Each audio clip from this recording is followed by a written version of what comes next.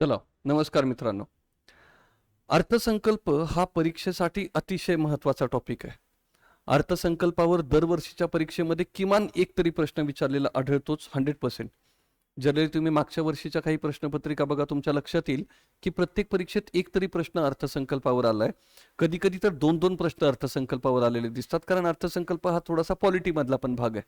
आणि हा जो अर्थसंकल्प आहे 2026-27चा माननीय श्रीमती निर्मला सीतारामन मॅडम यांनी मांडलेला, ह्या अर्थसंकल्पावर आपल्याला किमान 2027-2028 पर्यंतच्या परीक्षांमध्ये प्रश्न येणं अपेक्षित आहे. कारण आयोगाचा जसा रिसेंट ट्रेंड दिसतो आपल्याला की आयोगाच्या परीक्षांमध्ये 2-3 वर्ष अगोदरच्या अर्थसंकल्पावर पण प्रश्न विचारलेत. तर तसं तर हा मग अर्थसंकल्प आपल्याला 2-3 वर्ष कामाला येईल. म्हणून हा अर्थसंकल्प चांगला करून ठेवायचा. ह्या अर्थसंकल्पावर आपण एक डिटेल लेक्चर पण घेतलेलं आहे, बरोबर, यूट्यूबवर. ते डिटेल लेक्चर तुम्हाला अर्थसंकल्पाची सगळी आयडिया देईल की अर्थसंकल्पामध्ये काय असतं, कसं असतं, आपला अर्थसंकल्प कसा मांडला गेलाय. त्याबरोबर आता परीक्षा जवळ आलेली असताना एवढा डिटेल अर्थसंकल्प वाचणं थोडं कठीण जातं. एकदा ते लेक्चर बघायचं. त्याच्यानंतर ह्या लेक्चरमध्ये आपण फक्त परीक्षेसाठी जी महत्वाची आकडेवारी आहे त्या आकडेवारीवरच भर देऊ आणि शेवटी एक लिस्ट बनवू महत्वाच्या आकडेवारीची. जसं आपला जो ह्या वर्षीचा अर्थसंकल्प आहे 2026-27चा, तो 50 लाख कोटी रुपयांपेक्षा जास्त आहे. 53.47 लाख कोटी रुपयांचा अर्थसंकल्प आहे. म्हणजे शासन एका वर्षात 53.47 लाख कोटी रुपये जमा करेल आणि एका वर्षात 53.47 लाख कोटी रुपये खर्च पण करेल. इतका मोठा अर्थसंकल्प आहे हा. एखाद्या देशाचा पूर्ण जीडीपी सुद्धा नसतो इतका आपल्या देशाचा अर्थसंकल्प मोठा आहे हा. याच्यामध्ये महसुली खर्च 41.25 लाख कोटी, भांडवली खर्च 12.2 लाख कोटी रुपये असेल. महसुली खर्च आणि भांडवली खर्चाचे आकडे पाठ नसतात करायचे. फक्त एकूण अर्थसंकल्प लक्षात ठेवायचा 53.47 लाख कोटी रुपयांचा आहे. प्लस हे लक्षात ठेवायचं की महसुली खर्च जास्त आहे आपला, भांडवली खर्च कमी आहे.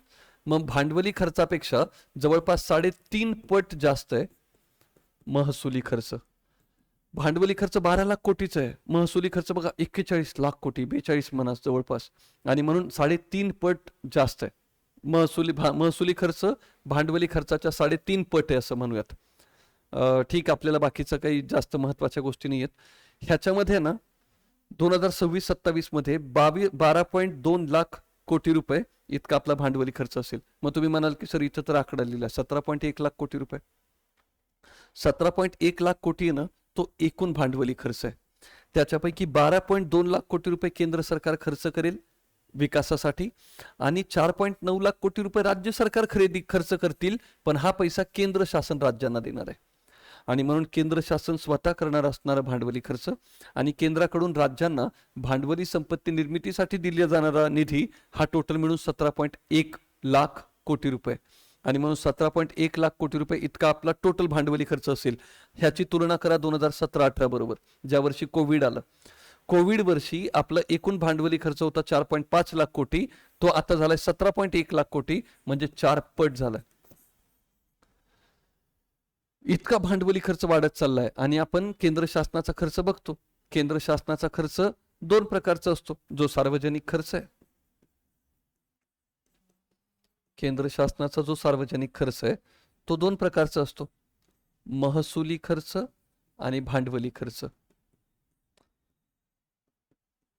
आता ह्याच्यामध्ये महसुली खर्च जो आहे तो देश चालवण्याचा रुटीन खर्च असतो, ह्याच्यामुळे संपत्ती निर्माण नाही होत. पण भांडवली जो खर्च आहे हा मात्र उत्पादक खर्च आहे, ह्याच्यामुळे संपत्ती निर्माण होते, ह्याच्यामुळे देश श्रीमंत होत जातो. आणि म्हणून भांडवली खर्च जास्त असणं आवश्यक आहे. आणि आपल्या देशात ते दिसतंय, भांडवली खर्च वाढत चाललाय. अजूनही खूप जास्त वेगानं वाढत गेला पाहिजे तर देशाचा वेगानं विकास होईल. तर भांडवली खर्च नेहमी वाढत जाणं आवश्यक आहे, कारण हा संपत्ती निर्माण करतो, हा संपत्ती निर्माण करत नाही महसुली खर्च. आणि म्हणून आपल्या देशाचा एकूण खर्चात भांडवली खर्च वाढत चाललाय, पण महसुली खर्च अजून पण भांडवली खर्चापेक्षा खूप जास्त आहे. बरं, पुढचा जो पॉइंट आहे तो आहे जमा. केंद्र शासनाला एकूण पैसे किती मिळणार. जर केंद्र शासन 53.47 लाख कोटी रुपये खर्च करणार आहे तर केंद्र शासनाला पैसे पण 53.47 लाख कोटीचं मिळणार आहेत. जमा जितकी असते तितकाच खर्च असतो. पण हा 53.47 लाख कोटीपैकी महसुली जमा मिळणार आहे 35.33 लाख कोटी आणि भांडवली जमा मिळणार आहे 18.14 लाख कोटी. पुन्हा आकडे पाठ करायचे नाहीत. एकूण काय लक्षात ठेवायचं, एकूण खर्चापैकी महसुली खर्च जास्त, भांडवली खर्च कमी. एकूण जमेपैकी पण महसुली जमा जास्त, भांडवली जमा कमी. जास्त आकडे पाठ करू नका, कारण ऑलरेडी खूप सारे आकडे आहेत. ह्याच्यापैकी मी तुम्हाला शॉर्टलिस्ट करून देतो, हे आकडे लक्षात ठेवा, तेवढंच ठेवा. आतापर्यंत आपण 2च आकडे पाठ केलेत. एकूण अर्थसंकल्प होता 53.47 लाख कोटी रुपयांचा आणि केंद्र शासनाचा एकूण परिणामकारक भांडवली खर्च आहे 17.1 लाख कोटी. त्याच्यातला फक्त केंद्र शासनाचा आहे 12.2 लाख कोटी रुपये. बरं, हे एकूण जमा आणि खर्चाची आकडेवारी बघा. एकूण जमेमध्ये 35 लाख कोटी महसुली जमा आहे, 18 लाख कोटी भांडवली जमा आहे. म्हणजे पुन्हा महसुली जमा जास्त, महसुली खर्च पण जास्त आहे. 41.25 लाख कोटी महसुली खर्च आहे, 12.2 लाख कोटी भांडवली खर्च आहे. बरोबर, हा एक फक्त ट्रेंड लक्षात ठेवायचा. तुमच्यापैकी बरीच जण आहे ना संयुक्त परीक्षा 2027 साठी तयारी करतायत. बरोबर, संयुक्त परीक्षा 2027 ची तयारी करताना पूर्व आणि मुख्य ह्या दोन्ही परीक्षांची अतिशय जोरदार तयारी आणि अतिशय अचूक प्रिसाईज तयारी होणं आवश्यक आहे. त्याच्यासाठी आपण ब्रह्मास्त्र नावाची एक बॅच सुरू केली आहे. त्या ब्रह्मास्त्र बॅचमध्ये संयुक्त परीक्षा 2027 साठी पूर्व आणि मुख्य ह्या दोन्ही परीक्षांचा सिलेबस कव्हर करणारी ही बॅच आहे, ब्रह्मास्त्र बॅच. ही बॅच जर तुम्ही घ्याल, ह्या बॅचला जर ॲडमिशन घ्याल तर 2027च्या परीक्षेची तुमची परिपूर्ण तयारी झालेली असेल. प्रत्येक जण आपापल्या विषयामध्ये तज्ज्ञ मार्गदर्शक आहे, जो तुम्हाला मार्गदर्शन करेल की कसं 2027च्या परीक्षेत आपण पोस्ट मिळवण्याची शक्यता जास्तीत जास्त वाढवू शकतो. आणि मी माझ्याच मेंटरशिप खाली ही पूर्ण बॅच होणार आहे. माझे स्वतःचे मेंटरशिप सेशन्स असतील ह्या बॅचमध्ये, ज्याच्यात मी तुम्हाला सांगेल की स्ट्रॅटेजी आणि प्लॅन कसा असला पाहिजे 2027 साठी. मग आता मी काही खूप मोठा नाही लागून गेलो, ही सगळी लोक खूप हुशार आहेत तसं तर, पण पहिल्या अटेम्प्टमध्ये STI होण्याचा अनुभव आहे, राज्यसेवेच्या दुसऱ्या अटेम्प्टमध्ये गटविकास अधिकारी होण्याचा अनुभव आहे, राज्यसेवेच्या चौथ्या अटेम्प्टमध्ये कक्षाधिकारी होण्याचा अनुभव आहे. 3 पोस्ट मिळवल्यात. पुन्हा पोस्ट मिळवल्यात त्याचा घमंड नाही, पण पोस्ट मिळवल्यात त्याचा अनुभव आहे की पोस्ट कशी मिळवता येते, पहिल्या अटेम्प्टला STI कसं होता येतं. म्हणून माझे स्पेशल मेंटरशिप सेशन्स असतील ह्या बॅचमध्ये, ज्याच्यात मी तुम्हाला कायम ट्रॅकवर ठेवेल, डिस्ट्रॅक्ट होऊ देणार नाही. तर ह्या बॅचला ॲडमिशन घ्याल. ह्या बॅचला ॲडमिशन घेताना काही अडचण आली तर ह्या नंबरवर संपर्क करा. मी किंवा माझी टीम जे कोणी उपलब्ध असतील तुम्हाला पूर्ण गाईड करतील की एक्झॅक्टली कसं ब्रह्मास्त्र बॅचला ॲडमिशन घेता येईल. जनरली संयुक्त इंटिग्रेटेड बॅचची फीस ऑनलाईन सगळीकडे 15,000च्या आसपास असते. आपण ही जी संयुक्त इंटिग्रेटेड बॅच आहे ब्रह्मास्त्र, ह्याची फीस फक्त 10,000 रुपये ठेवली डिस्काउंट करून. कारण 15 मध्ये 30% डिस्काउंट करून पुन्हा 500 रुपये डिस्काउंट करून 10,000 रुपयाला ही बॅच ठेवली आपण ब्रह्मास्त्र बॅच. तर ही बॅच कराल, फायदा होईल खूप. बरं, पुढची जी महत्वाची आकडेवारी असते परीक्षेसाठी ती आहे तुटींची आकडेवारी. अर्थसंकल्पामध्ये केंद्र शासन 4 प्रकारच्या तुटी देतं: राजकोषीय तूट, महसुली तूट, परिणामकारक महसुली तूट आणि प्राथमिक तूट. ह्याच्यामध्ये आपल्याला हे जे 2 तुटी आहेत ना, राजकोषीय तूट आणि महसुली तूट, ह्यांचे आकडे लक्षात ठेवायचे आहेत. ह्यांचे सूत्र आपण रेग्युलर बॅचमध्ये बघितलेत, बरोबर. आणि ह्या दोन्हीचे आपल्याला सूत्र लक्षात ठेवायचे आहेत. परिणामकारक महसुली तूट आणि प्राथमिक तूट ह्या दोन्हीचे सूत्र लक्षात ठेवायचे. राजकोषीय तूट आणि महसुली तुटीचे आकडे लक्षात ठेवायचे. मग आकडे काय होत आहेत बघा. राजकोषीय तूट 4.3% असण्याचा अंदाज आहे, तुटी कमी कमी झाल्या पाहिजेत. महसुली तूट 1.5% असण्याचा अंदाज आहे. 2 तुटींचे आकडे पाठ करू. प्राथमिक तूट आणि परिणामकारक महसुली तूट जे आहेत ह्यांचे आपल्याला सूत्र लक्षात ठेवायचे. जसं तुम्ही जर अगोदर ऑलरेडी इकॉनॉमिक्स वाचलं असेल तर तुम्हाला सूत्र कळेल. प्राथमिक तूट कशी काढतो आपण? राजकोषीय तुटीतून व्याज देयता वजा केली की प्राथमिक तूट मिळते. राजकोषीय तूट वजा व्याज देयता. परिणामकारक महसुली तूट कशी मिळते?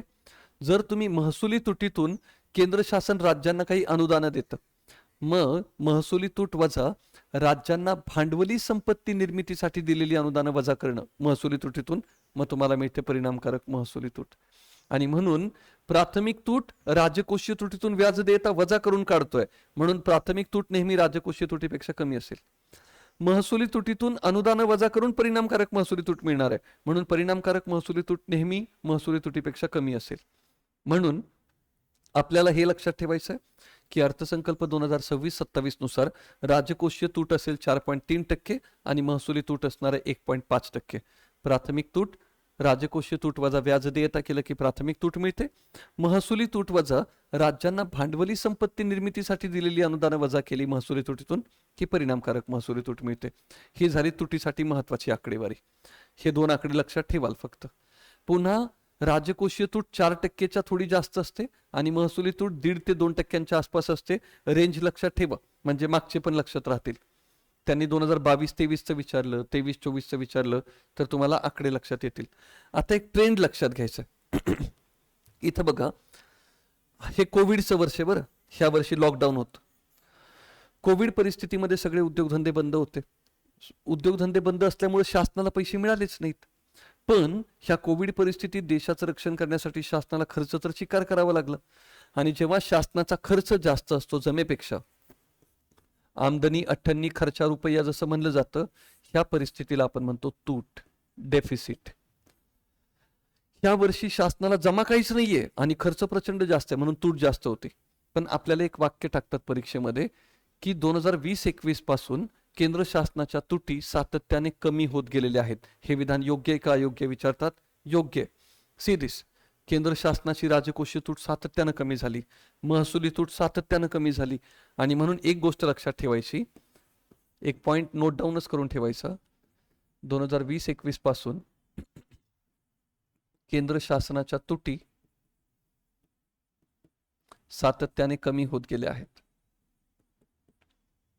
केंद्र शासनाच्या तुटी सातत्याने कमी होत गेल्या आहेत. ह्या वाक्यावर प्रश्न येईल योग्य अयोग्य विधानांमध्ये. आणि म्हणून हे वाक्य एक लक्षात ठेवाल तुमच्या नोट्समध्ये. पुन्हा हा टेलिग्राम चॅनल एक, तुम्ही सगळीजण ऑलमोस्ट सगळीजण ह्या टेलिग्राम चॅनलचे सदस्य आहातच. पण काय करा, ह्या टेलिग्राम चॅनलमध्ये, ह्या टेलिग्राम चॅनलवर हा जो अर्थसंकल्प मी तुम्हाला बडबडून सांगतोय ना, हा सगळं ह्या अर्थसंकल्पाच्या नोट्स आहेत. तुम्ही टेलिग्राम चॅनल जॉईन केल्याबरोबर तुम्हाला वर 2 फाईल्स पिन करून ठेवलेल्या आहेत. केंद्र शासनाचा अर्थसंकल्प, महाराष्ट्र राज्याचा अर्थसंकल्प, त्याच्या अतिशय सोप्या भाषेत, सुटसुटीत आणि सगळ्या गोष्टी कव्हर केलेल्या नोट्स दिलेल्या आहेत. त्या डाउनलोड करून प्रिंट काढायच्या गपचूप आणि ते प्रिंट वाचत बसायचं, कारण ह्या नोट्स आपल्याला लागतील पुढची 1-2 वर्ष. म्हणून हा अर्थसंकल्प नीट वाचायचा.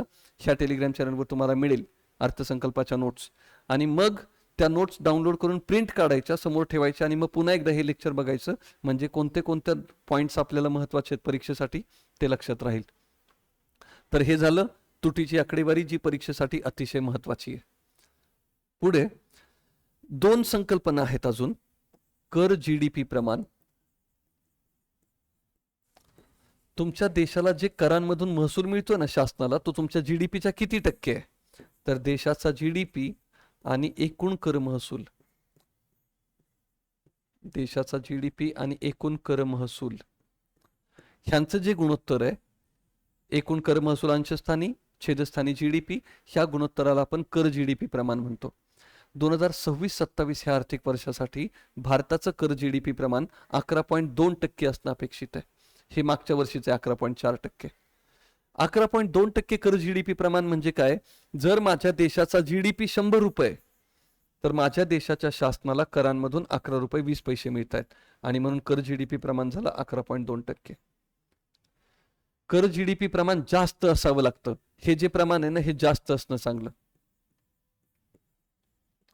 कारण जर कर जीडीपी प्रमाण जास्त आहे म्हणजे केंद्र शासनाला भरपूर पैसे मिळत आहेत करामधून, जे पैसे केंद्र शासन देशाच्या विकासासाठी वापरू शकेल. आणि म्हणून कर जीडीपी प्रमाण नेहमी जास्त असावं. ज्या देशाचं कर जीडीपी प्रमाण जास्त, कारण कर हा असा पैसा ना जो लोकांनी शासनाला देऊन टाकलाय, तो पुन्हा रिफंड नाही करायचा. हा पैसा शासनाला पूर्ण स्वतःचा पैसा मिळणार आहे देशाचा खर्च करण्यासाठी. आणि म्हणून कर जीडीपी प्रमाण जितकं जास्त, तितके शासनाला जास्त आर्थिक संसाधनं मिळतील, शासन तितका जास्त खर्च करू शकेल देशाच्या विकासावर. तर कर जीडीपी प्रमाण पण आपल्या देशाचं वाढत गेलेलं दिसतं. सिरीज आपल्या देशाचं कर जीडीपी प्रमाण पण बऱ्यापैकी 11%च्या आसपास आहे. 2017-18 पासून 11.2, 11, 10, 10.2, 11.5, 11 ते 11.5% दरम्यान आपलं कर जीडीपी प्रमाण राहिलेलं दिसतं. सिरीज ह्या वर्षीचं आहे 11.2%. म्हणजे शासनाला जीडीपीच्या 11.2% पैसे करांमधून मिळणार आहेत. पण आता इथं अजून 2 गोष्टी आहेत. करांचे 2 प्रकार असतात.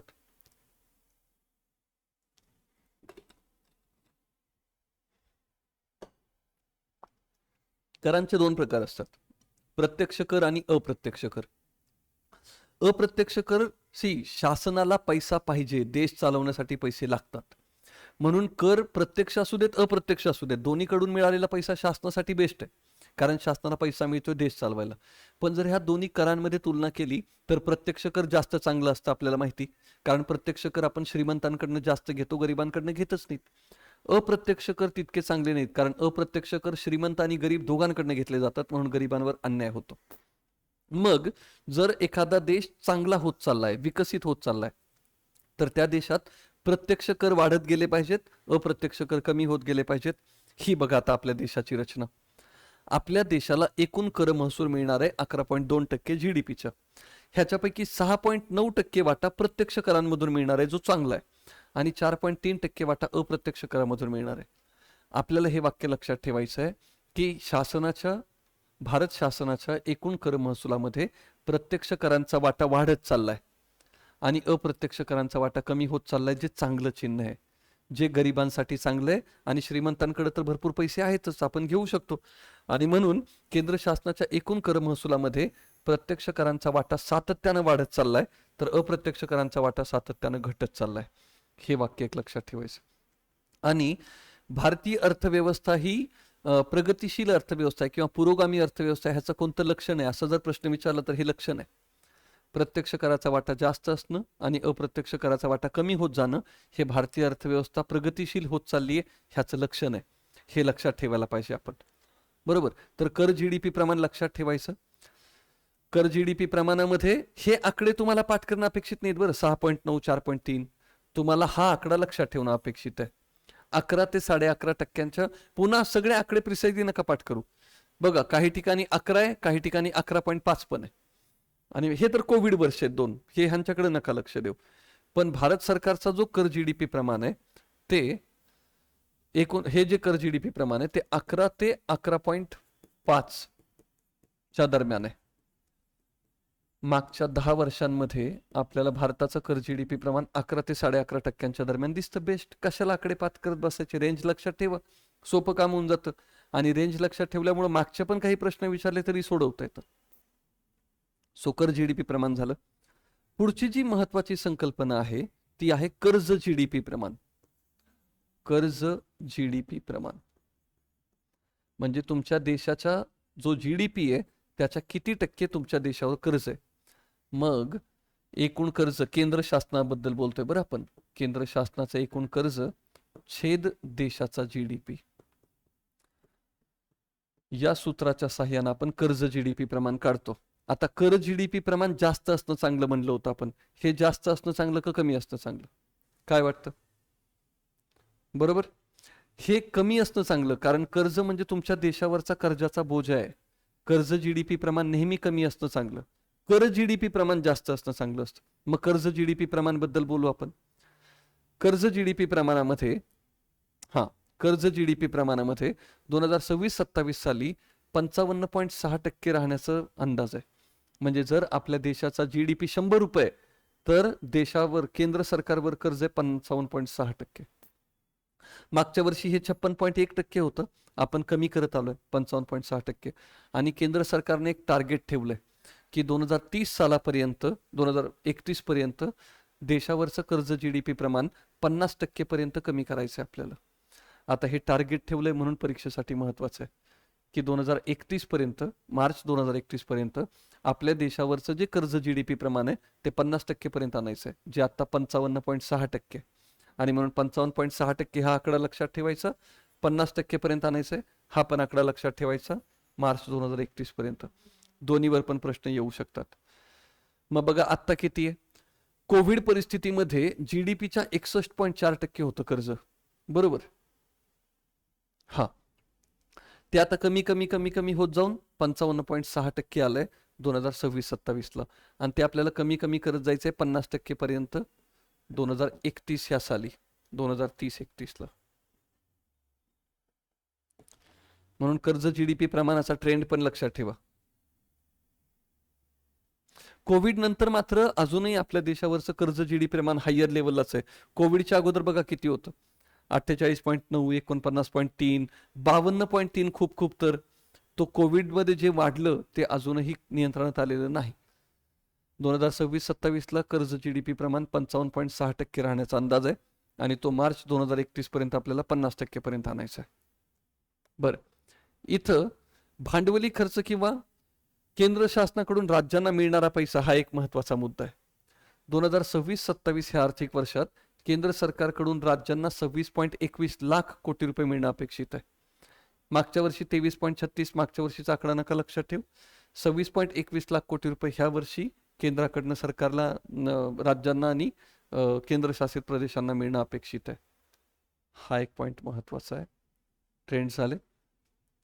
आता हा प्रश्न तर खूप फेमस केंद्र शासनाचा, एक म्हणजे आयोगाला प्रचंड आवडता पॉईंट आहे हा, की केंद्र शासनाला जे एकूण पैसे मिळणार आहेत त्या एकूण पैशामध्ये सगळ्यात जास्त वाटा कशाचा आहे. तर केंद्र सरकारला जे एकूण पैसे मिळणार आहेत ना इतके, ह्या एकूण पैशामध्ये जर पूर्ण 100 रुपये मिळणार असतील केंद्र सरकारला सगळे मिळून महसुली भांडवली, तर त्याच्यापैकी 24% रक्कम कर्जे आणि दायित्वांमधून मिळणार आहे. सर्वाधिक वाटा कर्जे आणि दायित्वांचा आहे. म्हणजे केंद्र सरकारला 24% तर कर्जच घ्यावं लागणार आहे 100 पैकी देश चालवण्यासाठी. मग त्याच्यानंतर 2 नंबरला येतं इन्कम टॅक्स 21%, 3 नंबरला येतं महामंडळ कर 18% आणि 4 नंबरला येतं GST 15%. कसं लिहायचं आपल्याला? पहिलं कर्जे व दायित्वे 24%, 2 नंबर आहे आयकर, यालाच उत्पन्न कर म्हणतात 21%, 3 नंबर आहे महामंडळ कर किंवा कॉर्पोरेशन टॅक्स, निगम कर असं पण म्हणतात 18% आणि GST मधून मिळणार आहेत 15%. केंद्र शासनाला सर्वाधिक पैसा ह्या 4 साधनांमधून मिळणार आहे. म्हणून ह्याच्यावर 2 प्रकारे प्रश्न येईल. केंद्र सरकारच्या एकूण जमेपैकी सर्वाधिक हिस्सा केंद्र सरकारला कशातून मिळणार आहे? तर कर्जे आणि दायित्वांमधून मिळणार आहे, पहिला पॉईंट. आणि दुसरा, केंद्र सरकारच्या एकूण कर्जे व दायित्वे सोडून ही तर खालचे टॅक्सेस आहेत ना, सर्वाधिक टॅक्स कोणता मिळणार आहे असा प्रश्न आला तर हे तर टॅक्स नाही, कर्जे व दायित्वे. टॅक्स कोणता आहे? Income tax. मग केंद्र सरकारच्या एकूण कर महसुलापैकी सर्वाधिक कर महसूल कोणत्या करातून मिळणार आहे असा प्रश्न आला तर इन्कम टॅक्स, कारण 21% इन्कम टॅक्स मधनं मिळणार आहे. 2 नंबर महामंडळ कर 18%, 3 नंबर GST 15%. आणि म्हणून एकूण जमेपैकी विचारलं तर कर्जे व दायित्वे आणि एकूण कर महसुलापैकी विचारलं तर आयकर. ह्याच्यावर प्रश्न खूप वेळा येतो आणि म्हणून केंद्र सरकारच्या एकूण जमेमध्ये असा वाटा असणार आहे प्रत्येकाचा. आणि म्हणून सर्वाधिक वाटा असणारे घटक पुढील प्रमाणे आहेत: कर्जे व दायित्वे 24%, आयकर 21%, महामंडळ कर 18% आणि GST 15%. पुन्हा मागच्या वर्षीपर्यंत आपल्या देशामध्ये इन्कम टॅक्सशी संबंधित कायदा होता आयकर कायदा 1961. पण आता 1 एप्रिल 2026 पासून आपण एक नवीन कायदा लागू केलाय, आयकर कायदा 2025. 1 एप्रिल 2026 पासून आयकर कायदा 2025 लागू होणार आहे. पूर्वी आयकर कायदा 1961 होता. पुन्हा हा प्रश्न, हा पॉइंट महत्वाचा आहे परीक्षेसाठी. येणाऱ्या परीक्षांमध्ये ह्याच्यावर प्रश्न येईल आणि हे करंटमध्ये ह्याच्यावर प्रश्न यायलाच पाहिजे. तर आयकर कायदा 2025 सुरू झालाय आता. पूर्वी आयकर कायदा 1961 होता. रुपया कसा येणार? आणि मग आपल्याला इन्कम टॅक्सचे रेट विचारता आयोग. किती रुपये इन्कम असणाऱ्या लोकांना किती टक्के इन्कम टॅक्स आहे असा प्रश्न नाही येत कधीच. भारतामध्ये आयकराचे कोणते दर आहेत असा प्रश्न येतो. तर भारतामध्ये आयकराचे दर आहेत 5, 10, 15, 20, 25, 30. 5चा पाढा म्हणत जायचं. 5, 10, 15, 20, 25 आणि 30 हे भारतातले आयकराचे दर आहेत इन्कम टॅक्सचे. आपल्याला फक्त ह्या दरांवरच प्रश्न येणार आहे मेनली. बरोबर. हे झाले इन्कम टॅक्सचे रेट. का इन्कम टॅक्सचे रेट पाठ करायचे आहेत? तर केंद्र सरकारला सर्वाधिक पैसा ज्या स्रोतांमधून मिळणार आहे त्याच्यामध्ये दुसरा क्रमांक आहे इन्कम टॅक्सचा, आयकर. ठीक. पुन्हा अजून एक प्रश्न येतो आयोगाच्या परीक्षेत की केंद्र सरकारचे सर्वाधिक, हा तर आत्ता PYQ पण आहे बघा, 2 वेळा परीक्षांमध्ये येऊन गेला. पुढीलपैकी योग्य अयोग्य विधाने ओळखा असं म्हटलं आणि त्यांनी असं दिलं होतं की आरोग्यावरील खर्च हा शिक्षणावरील खर्चापेक्षा जास्त आहे, ग्रामीण भागातील खर्च हा आरोग्यावरील शिक्षणापेक्षा कमी आहे, अशी विधानं दिली होती. इथं आपल्याला आकडे नाहीत पाठ करायचे, आपल्याला इथं फ्लो लक्षात ठेवायचा आहे. केंद्र सरकार सर्वाधिक खर्च करणार आहे वाहतुकीवर, पायाभूत सुविधांच्या विकासावर. 2 नंबर संरक्षणवर, कारण आपल्या देशाच्या आजूबाजूला परम मित्र आहेत, इकडनं पाकिस्तान, इकडनं चीन, इकडनं बांगलादेश, भरोसाच नाही, येतो येतो नाही येत नाही येत म्हणता म्हणता आतमध्ये येऊन जातात. ग्रामीण विकास, म्हणून सर्वाधिक जे हे खर्च आहेत ना दोन, वाहतूक आणि संरक्षण, ते तितके महत्त्वाचे नाही आहेत. महत्त्वाचा विषय येतो ग्रामीण विकास. आणि म्हणून ग्रामीण विकास, गृह खाते सोडून द्या, कृषी सोडून द्या, शिक्षण, ऊर्जा, आरोग्य, ह्या 4 गोष्टी लक्षात ठेवायच्या. ग्रामीण विकास, शिक्षण, ऊर्जा आणि आरोग्य हा क्रम आहे. सर्वाधिक पैसा खर्च करणार आहोत आपण ग्रामीण विकासामध्ये ह्या 4 पैकी. त्याच्यानंतर शिक्षणावर त्याच्यापेक्षा कमी आरोग्यावर. शिक्षणावर आपण खर्च करणार आहोत 1,40,000 कोटी रुपये जवळपास. आरोग्यावर फक्त 1,09,000 कोटी खर्च करणार आहोत. म्हणून आरोग्यावर कमी आणि एनर्जीवर कमी आणि आरोग्यावर त्याच्यापेक्षा कमी. तर ग्रामीण विकास, शिक्षण, ऊर्जा आणि आरोग्य हे उतरत्या क्रमाने लक्षात ठेवायचे. कारण पहिले 2 तर कॉमन सेन्स आहे. हा महत्वाचा आहे. ग्रामीण विकास आपल्यासाठी महत्वाची गोष्ट आहे, कारण ग्रामीण भागात खूप सारी लोकसंख्या राहते.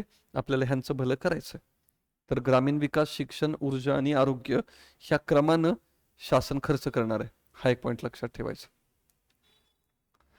ठीक आहे, हे आपण महसुली खर्च, भांडवली खर्च बघितलं. हा बघा आपल्या बजेटची एकूण साईज. आपल्या देशाचं एकूण बजेट आहे 53.47 लाख कोटी रुपयांचं. ही बजेटची साईज एक लक्षात ठेवायची. कधी कधी अजूनमधून आयोगाला हुक्की आली की आयोग विचारतो. ठीक, हे तर GDP वृद्धी दर आहेत, जे तुम्ही आपल्या बजेटच्या नोट्स जर डाउनलोड करून घेतल्या की तुम्हाला त्याच्यामध्ये हे सगळं मिळेल. तर ह्या सगळ्या पॉईंट्स वाचून घ्या. बजेटच्या नोट्समध्ये मी अतिशय कन्साईज पॉईंट्स दिलेले असतात, पण ते पॉईंट्स वाचायचे. खूप शॉर्टमध्ये देतो, पण परीक्षेसाठी लागणारं सगळं दिलं, तर वाचून घ्याल. बरोबर.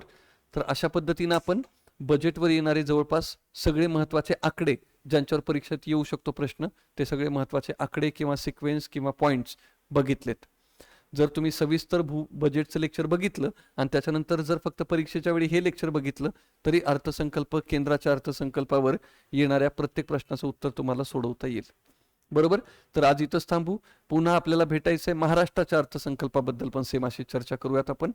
आणि म्हणजे 2 अर्थसंकल्प तयार राहतील आपले, आणि मग आपण एक एक टॉपिकवर पुढे जाऊयात, कसं कसं करता येईल त्याच्याबद्दल. तर थांबूयात इथंच. पुन्हा भेटूयात पुढच्या लेक्चरला. So thank you very much. Wish you all the very best. जय हिंद, जय महाराष्ट्र, वंदे मातरम, भारत माता की जय. कोणता चार्ट म्हणत होते? हा चार्ट बघा, हाच ना. ग्रामीण विकास, शिक्षण, ऊर्जा आणि आरोग्य. ट्रान्सपोर्ट, डिफेन्स, होम अफेअर्स म्हणजे गृह खाते, पोलीस, कृषी आणि संलग्न क्षेत्रे ही शब्दशः तितकी महत्वाची क्षेत्र नाही आहेत. म्हणून आपण फक्त ग्रामीण विकास, शिक्षण, ऊर्जा आणि आरोग्य ह्या 4 घटकांना फोकस करतोय. ह्याच्यात येते लक्षात काय म्हणायचं ते. तर ही महत्वाची सगळी आकडेवारी लक्षात ठेवायची. आणि जी मुलं पुढच्या वर्षीची तयारी करतात 2027 साठी, त्यांनी ती इंटिग्रेटेड बॅच जॉईन करायची. म्हणजे माझ्या मेंटरशिप खाली किंवा निरीक्षणाखाली, मार्गदर्शनाखाली, माझ्या दहशतीखाली तुमची तयारी होत राहील कशा ना कशा प्रकारे. चालेल, थांबूयात. Thank you very much. अभ्यास करत राहा.